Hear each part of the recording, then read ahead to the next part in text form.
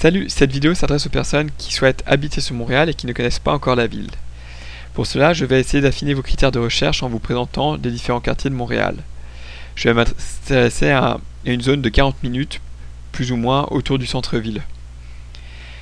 Pour ce qui est de la localisation, je vais parler en station de métro, qui sera peut-être plus simple pour vous à visualiser sur une carte. Si votre priorité en matière de logement est le prix, cherchez autour de Villa Maria, Vendôme, Place Saint-Henri, Lionel-Groulx pour ce qui est de la ligne orange. Cherchez sur la ligne verte au niveau de Frontenac-Presfontaine ou encore de l'église La Salle. Ces quartiers ont l'avantage d'être proches du centre-ville et à un coût relativement restreint. Maintenant, si vous souhaitez à l'inverse être dans un logement un peu plus luxueux, dans un quartier très agréable, proche d'un parc majeur du centre-ville, vous pouvez chercher autour de la station Mont-Royal. Celle-ci s'adresse donc à des personnes qui cherchent plus le confort, à un coût plus élevé bien entendu.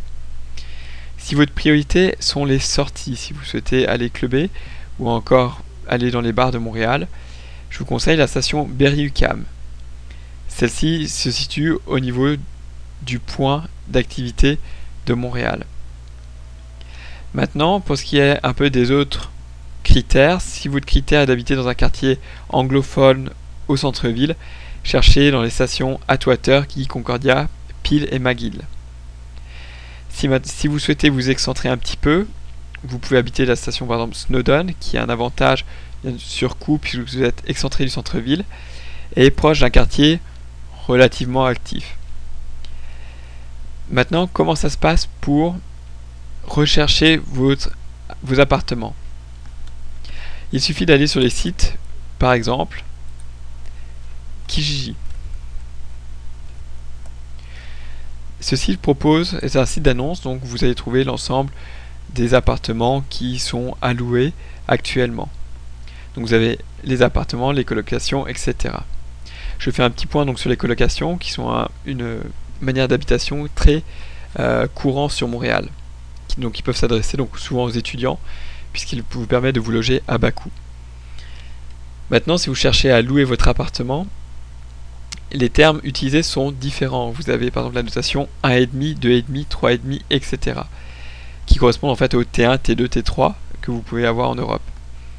Le 1,5 correspond à une pièce plus salle de bain et toilette.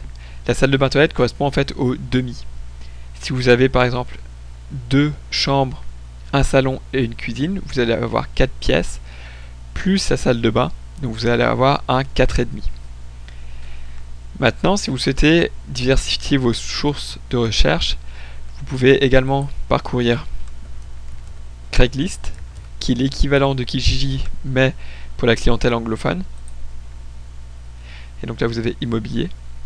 Et si vous cherchez plus des colocations, en plus des 2 sites précédents, vous pouvez aller sous Easy Roommate.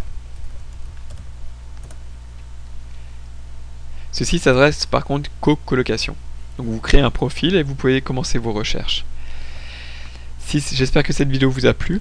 Si vous souhaitez avoir plus d'informations sur comment par exemple trouver un emploi sur Montréal ou quelles sont les démarches d'immigration pour venir habiter au Québec, vous pouvez parcourir les différentes vidéos que je suis en train de mettre en ligne en cliquant sur le lien J'en ping ci-dessous. Merci